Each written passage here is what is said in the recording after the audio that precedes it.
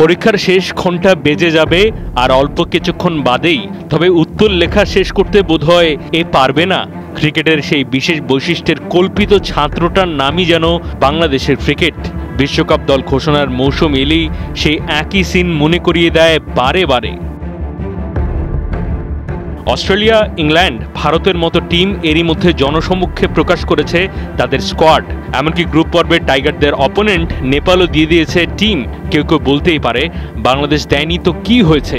পাকিস্তান আর শ্রীলঙ্কাও তো এবার একই নাওয়ের মাঝি। এখনো বলেনি ওয়ার্ল্ড কাপের সেরা 15 কারা। ভেতরকার তথ্য হচ্ছে, অন্যদের হয়তো মাঝে সাঝে অনাকাঙ্ক্ষিত কারণে ওরকম হয়, তবে শুধু এবারই নয়, প্রায় প্রত্যেকবারই বিশ্বকাপ টিম নিয়ে নানান নাটক, পরীক্ষা নিরীক্ষা, হস্তক্ষেপ, শেষ মুহূর্তের অপেক্ষা বাংলাদেশে। শেষবার ঠিক কবে কোনো রকম ড্রামা ছাড়া ওয়ার্ল্ড কাপ টিম ঘোষণা হয়েছে কেউ মনে করতে পারবে?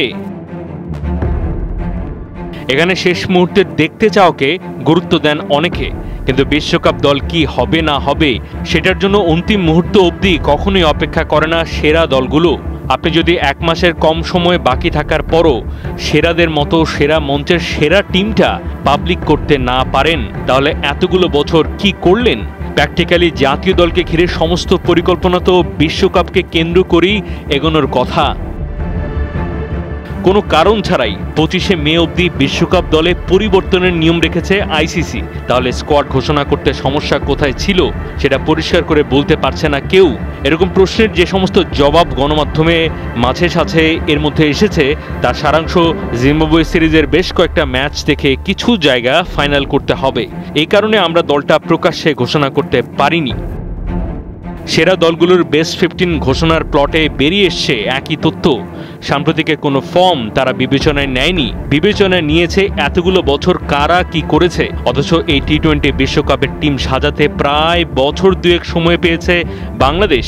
বলা হয় অনিশ্চয়তার খেলা ক্রিকেট, যে কেউ যে কোনো দিন ভালো বা মন্দ করতে পারে, এটা সত্য। তবে বিশ্বকাপের আগের শেষ অ্যাসাইনমেন্টগুলোর একটাই, জিম্বাবুয়ের মতো দলের বিপক্ষে খেলেই কেন সেরা 15 নির্ধারণ করতে হবে?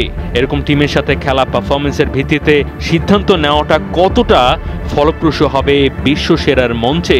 প্রশ্ন রয়ে যায় অনেক। মাহদি হাসান, 71।